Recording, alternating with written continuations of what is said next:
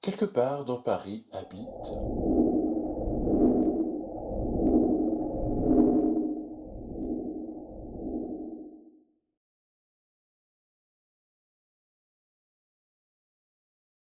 Nicolas, un jeune homme de 20 ans qui fait ses études à Paris et qui est né et a grandi dans le Nord-Pas-de-Calais. Nicolas habite dans le 7e arrondissement avec son compagnon Julien, âgé de 22 ans.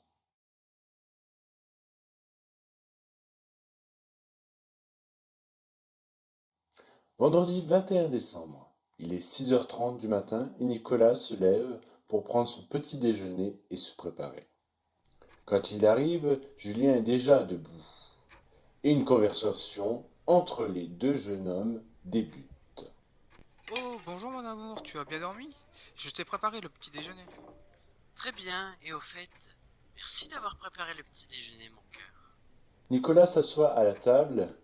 Julien, qui lui est déjà assis, lui demande. Tu commences les cours à quelle heure? 9h. Et toi? Je dois être à l'agence à 8h30, 8h45 maximum. Et tu finis à... 15h30 et toi 14h, c'est ça? Bingo! Nicolas et Julien se regardent quand Nicolas dit. Et tu n'as pas oublié que ce soir, on part dans le Nord pour les vacances de fin d'année? Ah oui, c'est vrai, j'avais complètement oublié. T'abuses. Julien rigole et dit. Je rigole, j'avais pas oublié. T'es con. Je sais, c'est pour ça que tu m'aimes. Attends, laisse-moi réfléchir. Les deux amoureux s'embrassent, mais le baiser sera écourté par l'heure. L'horloge affiche 7 heures. Oh mince! Quoi? Faut que je me mette en route, oh, sinon je risque d'arriver en retard. Effectivement. Julien enfile son écharpe et son manteau. Puis les amoureux se font un baiser et Julien dit. À ce soir mon cœur! Bisous, à ce soir. Nicolas finit son petit déjeuner. 7h30. Nicolas, qui a fini son déjeuner, débarrasse la table et une fois cela fini, Nicolas a un peu de temps. Il en profite pour appeler sa mère.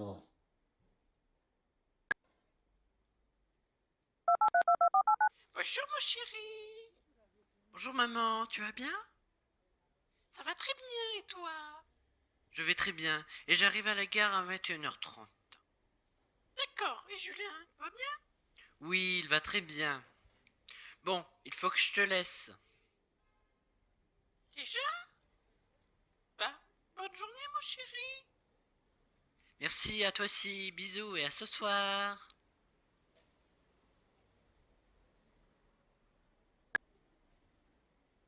Il raccroche et pose son téléphone sur le plan de travail de cuisine. Puis Nicolas se dirige devant sa chambre pour se préparer. 7h54.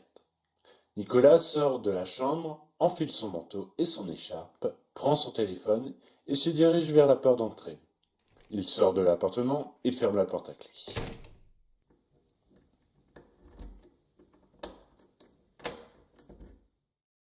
8h06. Nicolas arrive sur le quai du métro. Direction Étoile, prochain train dans 1 minute. Le suivant dans 3 minutes.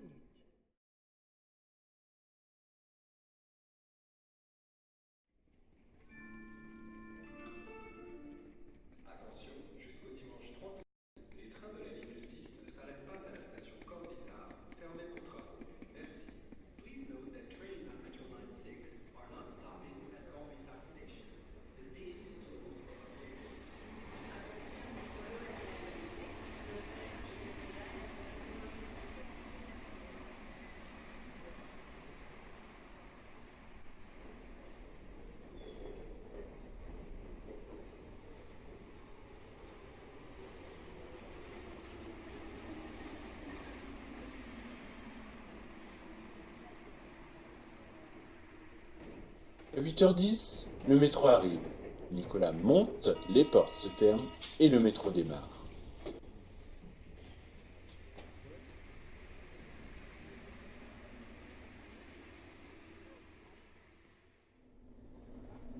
« 8h20.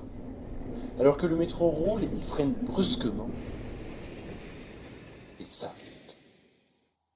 Il n'y a plus de lumière dans le wagon. Une annonce se fait entendre.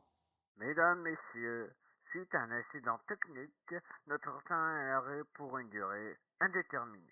Pour votre sécurité, ne descendez pas sur les voies. Merci. Nicolas soupire, et pour cause. Il risque d'arriver en retard en cours. À 8h42, les lumières se rallument et le train redémarre. Nicolas est rassuré.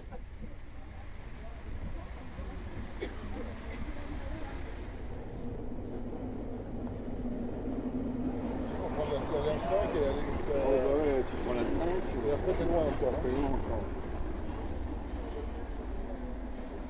Après 3 stations passées, Nicolas arrive à sa station. Il regarde son téléphone. Il est affiché 8h50. Nicolas court pour éviter d'arriver en retard. Malgré cet incident, Nicolas arrive à son université avec 2 minutes d'avance.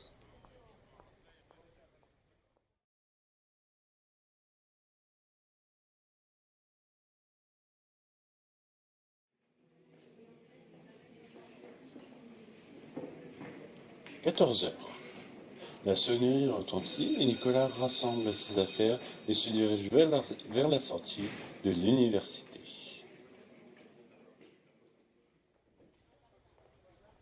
Une fois sorti, il prend son téléphone et voit un appel manqué. C'était Julien. Nicolas s'empresse de le rappeler. Au bout de quelques secondes, Julien décroche. Oui, mon cœur. Salut mon amour. Ta journée, ça a été? Ouais, très bien, et toi? Très bien.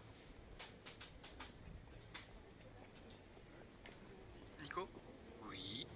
retourne-toi. Nicolas se retourne. Une fois retourné, il aperçoit Julien. Il raccroche et court dans sa direction en souriant. Ils s'embrassent et Nicolas lui demande Tu es pas à l'agence? En fait, je t'ai menti. Je comprends pas, mon cœur. J'ai fini à 12h30, mais avant que tu t'énerves, j'ai une petite chose à te demander. Chuchu, dis. Eh bien, voilà.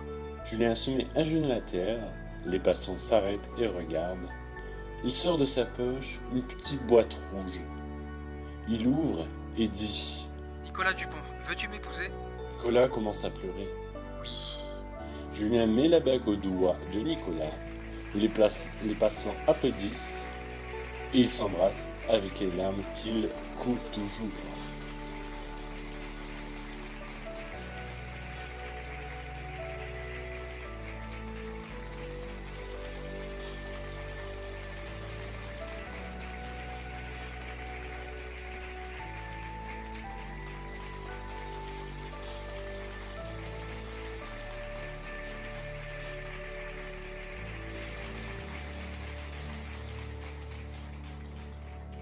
À peine remis de leurs émotions, les deux tourtereaux doivent rentrer pour avoir le temps de préparer leurs bagages avant le départ dans le nord.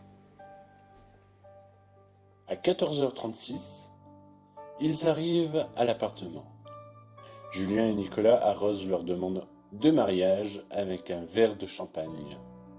Alors, tu m'en veux pas trop pour ce mensonge? Oh, mais je t'en veux. À un point, mais tu sais pas comment. Mais comment, tu n'es pas crédible? Tu vas voir si je suis pas crédible. Oh, j'ai peur. Nicolas et Julien s'embrassent, posent leur verre sur le comptoir, se dirigent vers leur chambre et ferment la porte.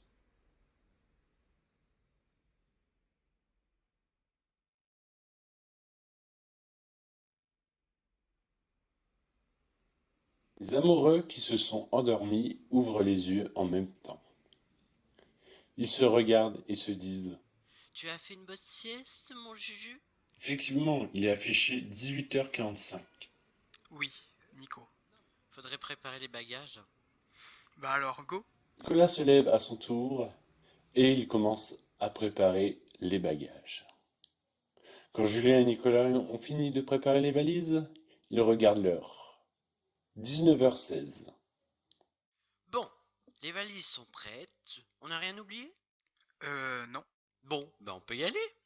Attends, j'ai oublié un truc. Et c'est quoi ce truc? Eh bien, c'est ça. Les deux jeunes hommes s'embrassent. Bon, on y va, mon cœur. Allez, c'est parti.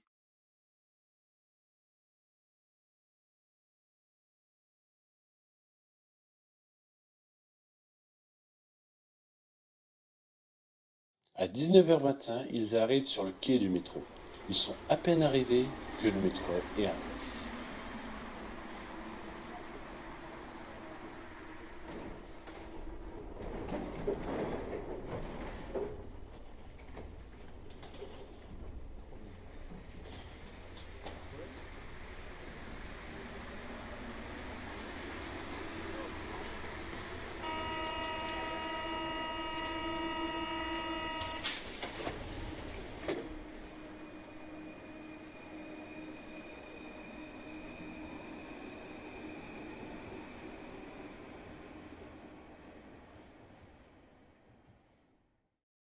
Le trajet se passe sans incident.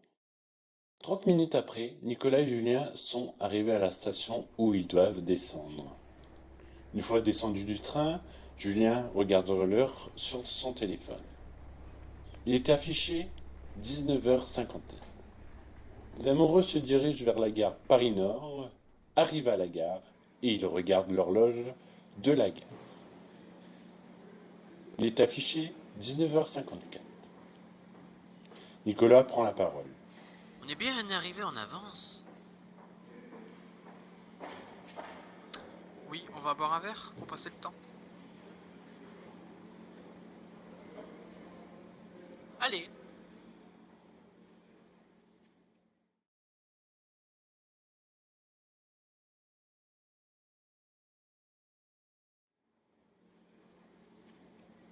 Alors que Nicolas et Julien se dirigent main dans la main vers le café de la gare, un homme un peu plus âgé dit Hey, ça va les sapés? Par peur et pour ne pas prendre de risques, ils ne répondent pas, tandis que l'homme continue. Vous me répondez pas, qui de merde?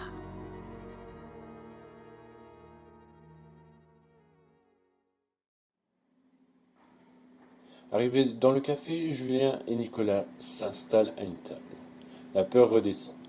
Même s'ils sont habitués à ce genre d'insultes, ils ont toujours peur qu'ils passent à tabac.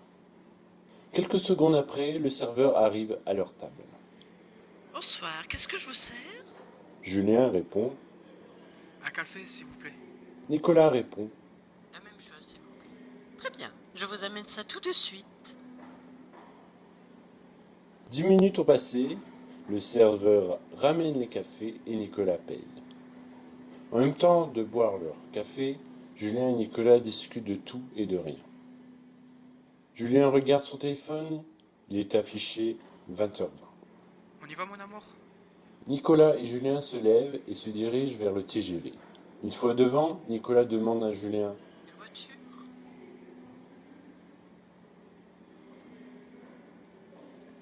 D'accord, mon cœur. Les amoureux se dirigent à leur voiture. Une fois trouvés, ils rentrent à l'intérieur, s'assoient à leur place et attendent le départ du train.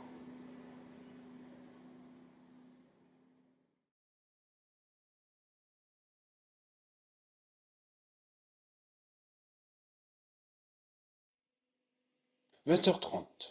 Le signal de fermeture des portes retentit.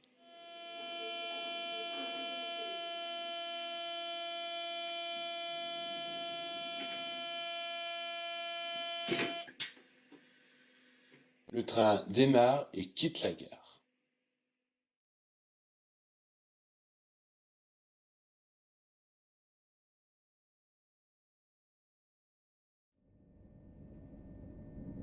Julien et Nicolas regardent tranquillement le film, main dans la main, quand un bruit sourd se fait entendre. Au même moment, le train s'arrête brusquement. Nicolas regarde par la fenêtre, mais malheureusement il ne voit rien, aucune lumière. Il prend la parole. Pourquoi on s'est arrêté? Je sais pas, mon cœur. Sûrement un problème technique. Tu vas où? Julien lui répond.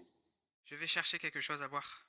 Nicolas regarde s'éloigner Julien jusqu'au moment où il ne le voit plus. 1 minute après, une voix se fait entendre. Mesdames et messieurs, c'est un incident technique. Notre voyage est interrompu. Pour votre sécurité, ne descendez pas sur les voies. Merci. Après cette annonce, Nicolas ne se sent pas bien. Voyant qu'il ne se sent pas bien, un chef de bord du train s'approche en demandant «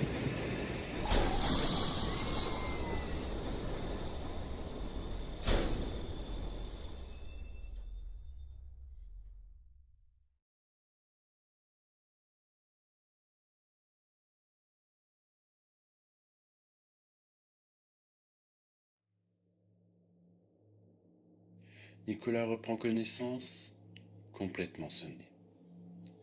Il regarde autour de lui, mais il ne voit que du noir. Et pour cause, il n'y a aucune lumière autour pour éclairer le wagon. Du moins, ce qu'il en reste. Nicolas sent des plaques de sang sécher sur ses joues, sûrement à cause des débris qui ont raflé son visage. Il tente de se lever, mais sans succès. Il tente une deuxième fois, avec succès. Le jeune homme sort de sa poche son téléphone, qui est toujours en état de marche. La lumière lui éblouit les yeux. Il regarde l'heure, 20h42. Nicolas en profite pour regarder le réseau. Aucune barre est affichée. Normal, il est au milieu de nulle part. Avec un peu de mal, il active la lampe torche. La lumière activée, Nicolas voit enfin ce qu'il reste du wagon. Il est complètement détruit, vitres détruites, valises éparpillées. Nicolas peut apercevoir quelques personnes éparpillées qui, malheureusement, sont décédées. Nicolas a beau regarder autour de lui, mais il ne voit pas Julien. Il y a quelqu'un? Mais aucune réponse. Il réessaye une seconde fois. Julien. Quelqu'un m'entend. Aucun bruit. Juste le bruit de la carcasse du wagon qui se tord. Nicolas, qui n'a pas eu de réponse, avance au prochain wagon, qui est lui légèrement couché. Quand il arrive au niveau du wagon, il est dans le même état que le précédent. À l'exception d'une chose, la paroi de gauche a complètement disparu, sûrement arrachée pendant l'accident. Dans ce wagon qui se tord, Nicolas aperçoit une personne qui semble bouger au fond du wagon. Le jeune homme se précipite vers cette personne. Dans le même temps, Nicolas a l'espoir que cette personne est Julien.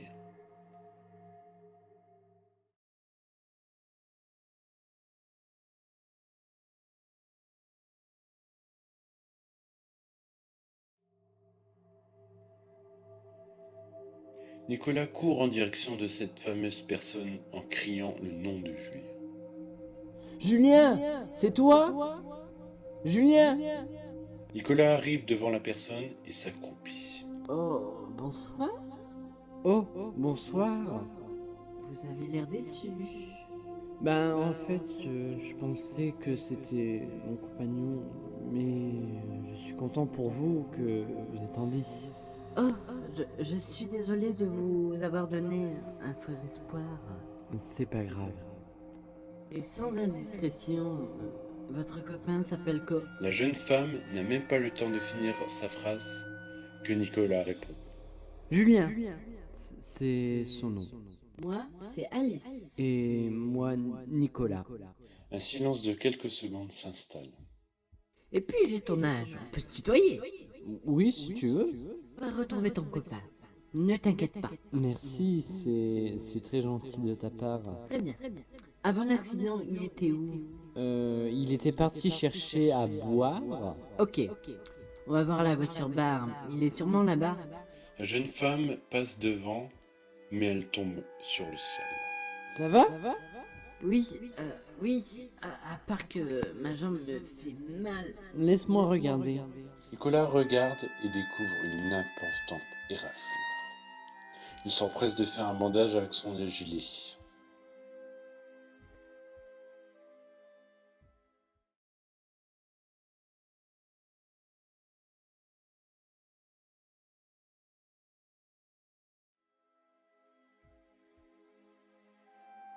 Une fois le bandage fait, Nicolas et Alice poursuivent leur route.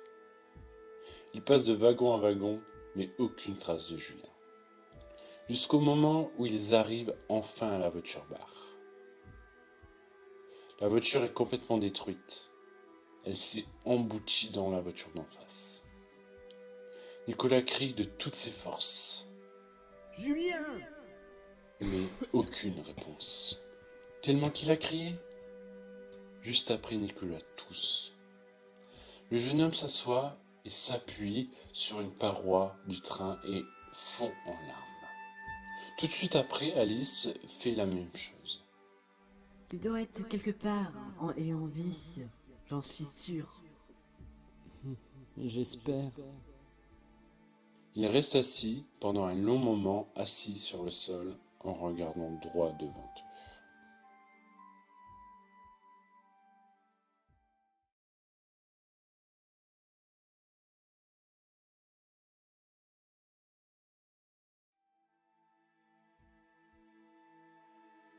Nicolas et Alice se sont endormis. Mais Nicolas se réveille. Une fois réveillé, il prend son téléphone, qui, par miracle, a encore de la batterie. Il appuie sur le bouton pour allumer l'écran et regarde l'heure. 21h04. Tout de suite après, il regarde le réseau. Toujours aucune barre. Nicolas soupire. Jusqu'au moment où un bruit se fait entendre. Nicolas, interpellé par le bruit, allume la lampe torche de son téléphone et braque la lumière pour essayer de localiser le bruit. Le bruit recommence et le jeune homme trouve d'où il vient. Nicolas éclaire en direction du bruit. Il voit une personne sortir d'une pile de décombres. En regardant de plus près, il voit un visage familier. Julien, c'est toi mon amour? Il comprend que c'est Julien. Nicolas se trouve un chemin dans les décombres pour le rejoindre. Julien! Quand Nicolas arrive au niveau de Julien, le jeune homme est sonné. Mon amour! Nicolas, il s'est passé quoi? Je sais pas, le train a été secoué dans tous les sens. On a eu sûrement un accident. Ma tête, elle me fait mal. Ça doit être le choc, mon cœur. Enfin, j'espère. Les deux hommes s'embrassent et juste après Nicolas dit J'ai eu tellement peur de te perdre, mon amour. Je sais mon cœur, mais je suis en vie donc tu n'as plus à avoir peur. Alice, qui a été réveillée par le cri de Nicolas, assiste à la scène depuis le début. Elle dit C'est trop mignon. Les deux garçons tournent leur tête vers la jeune femme et l'un des deux garçons dit Merci, et vous êtes? Alice, une survivante comme toi. D'ailleurs, ton copain est très courageux. Il m'a aidé à me lever et m'a fait un bandage avec son gilet. Tout ça en gardant son sang-froid. Merci Alice, c'est gentil. Eh bien, c'est pour ça que je l'aime. Nicolas et Julien s'embrassent. Après cela, Nicolas aide Julien à se relever. Nico, mon bras, il me fait mal. Tu dois avoir le bras cassé. Je vais te faire un bandage. Nicolas fait le bandage à l'aide d'un vêtement trouvé dans les débris.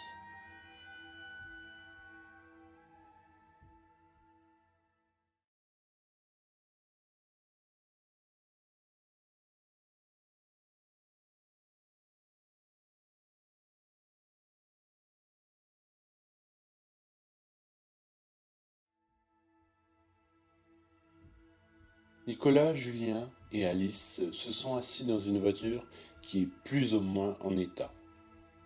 Julien a posé son téléphone, qui est miraculeusement en état de marche, sur le sol du wagon rempli de petits morceaux de verre.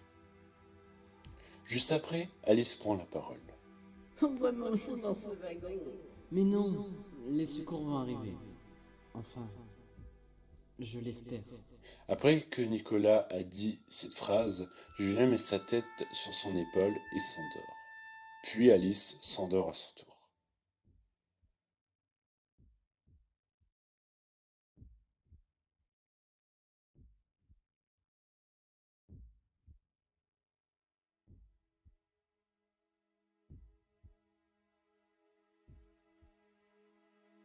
Nicolas, qui n'a pas réussi à rester éveillé, ouvre les yeux. Dans un premier temps, la lumière lui éblouit les yeux. En effet, le jour s'est levé. Le jeune homme se lève péniblement, sans réveiller Alice et Julien. Une fois levé, il sort en dehors du wagon. Quand il arrive sur les voies, Nicolas voit des wagons difformes et complètement renversés. Il regarde autour de lui et ne voit aucune trace des secours et à l'horizon, aucune habitation, aucun bâtiment, aucune route ni chemin. Les trois jeunes gens sont comme seuls au monde. Quant à Julien, il se réveille et en ouvrant les yeux, il ne voit pas Nicolas. Il se lève avec difficulté, mais il en parvient tout de même. Une fois levé, Julien sort lui aussi sur les voies et se dirige vers Nicolas. Ça va mon cœur? Oui, et toi? Oui, les secours sont toujours pas arrivés. Non, et je comprends pas pourquoi. Mes parents ont forcément lancé l'alerte. Bah on est au milieu de nulle part bébé, il faut leur laisser le temps de nous trouver.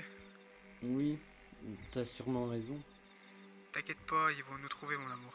Alors que les amoureux se serrent dans les bras, une personne qui descend sur les voies les dérange. Alors, les amoureux vont bien? Oui, Oui, très très bien, bien, et et toi? toi? Moi, ça va. Par ma jambe qui me fait légèrement mal, mais ça va. Alice, qui constate les dégâts en regardant autour d'elle, prend la parole. Les secours sont toujours pas arrivés? Non, malheureusement. Bon, vous restez dans le wagon pendant que moi, je vais voir s'il y a encore des survivants, on sait jamais. Et en même temps, je vais chercher à boire et à manger. D'accord mon amour, fais attention à toi. Nicolas et Julien s'embrassent et après ça, les deux jeunes gens regardent Nicolas s'éloigner et ils rentrent et s'assoient dans le wagon.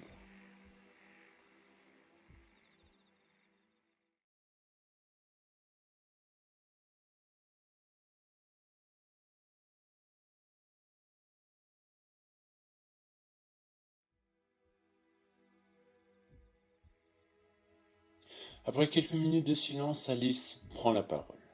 Et ça fait combien de temps que vous êtes ensemble? 3 ans et 5 mois Eh pile. ben, ça dure. Bientôt la demande de mariage. Eh bien c'est déjà fait, je l'ai faite aujourd'hui devant son université. Ah, eh bien, félicitations. Merci. Alice demande Et toi, tu fais tes études? Non, je suis agent immobilier toi. Hôtesse d'accueil, c'est mon métier. Alors qu'ils discutent, une sonnerie de téléphone se fait entendre. Julien et Alice se regardent. Le jeune homme voit une photo et marqué le prénom de la mère de Nicolas. Il décroche. Allô? Julien, tu m'entends? Oui. Vous êtes où? Et Nicolas et toi? Les... Oui? Allô? Dominique, vous êtes là? Allô? Malheureusement, le réseau ne permet pas à Julien de rester en appel avec Dominique. Il essaie de l'appeler, mais impossible. Il n'y a plus de réseau. Puis le portable s'éteint. Julien le rallume, mais là encore une fois, impossible. Le téléphone n'a plus de batterie.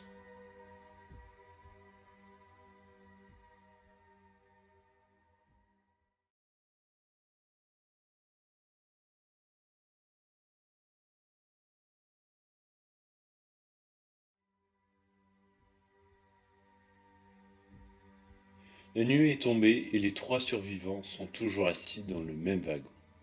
En face d'eux, le téléphone d'Alice, avec la lampe torche allumée. Mais aussi une personne assise qui a l'air en forme. Cette personne est lui aussi un survivant de l'accident. Nicolas l'a trouvé dans les décombres et l'a ramené. Alors qu'il reprend conscience, il s'exprime. Oh, ben Dieu, Et alors qu'il se remet à peine, la carcasse du wagon commence à se tordre. Jusqu'au moment où un bruit sourd se fait entendre. Dans le même temps, un cri de femme.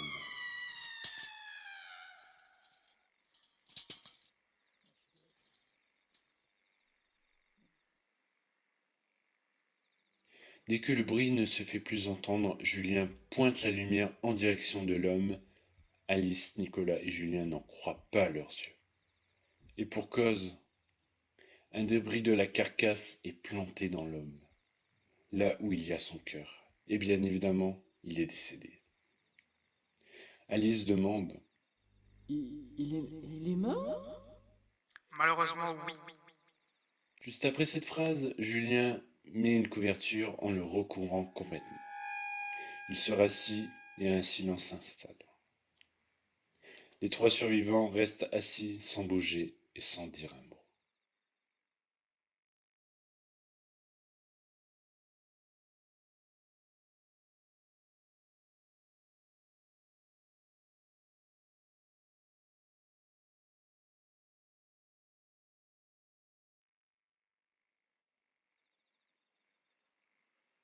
La nuit fut longue, normal. Les 3 jeunes gens n'ont pas réussi à dormir. Logique, qui pourrait dormir en face d'un corps inerte? Alice prend son téléphone dont la lampe torche est éteinte, sûrement par manque de batterie. Voyant que son portable n'a plus de batterie, la jeune femme demande à Nicolas l'heure.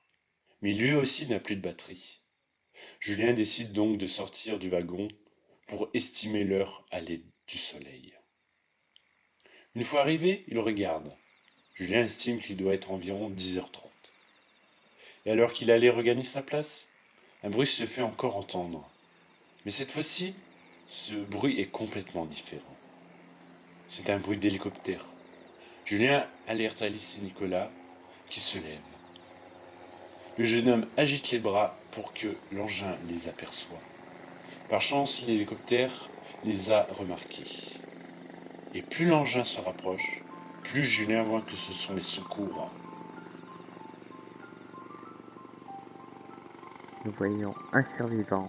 Non, 2 survivants viennent de sortir d'un wagon. 2 jeunes hommes et une jeune femme. Je me pose.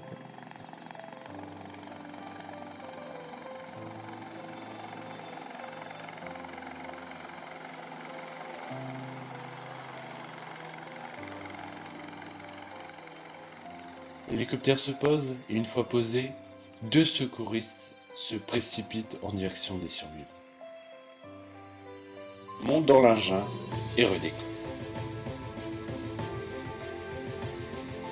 Alice, Nicolas et Julien comprennent vite qu'ils ont eu beaucoup de chance.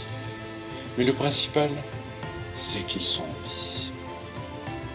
Et qu'ils vont savourer leur deuxième chance à fond. Alors maintenant, je m'adresse à vous. La vie peut s'arrêter à tout moment et on ne sait pas quand cela va arriver. Alors profitez à fond de votre vie, de vos amis et de votre famille. Amusez-vous en restant bien évidemment poli et gentil avec les personnes qui vous entourent. C'était Voisine 304.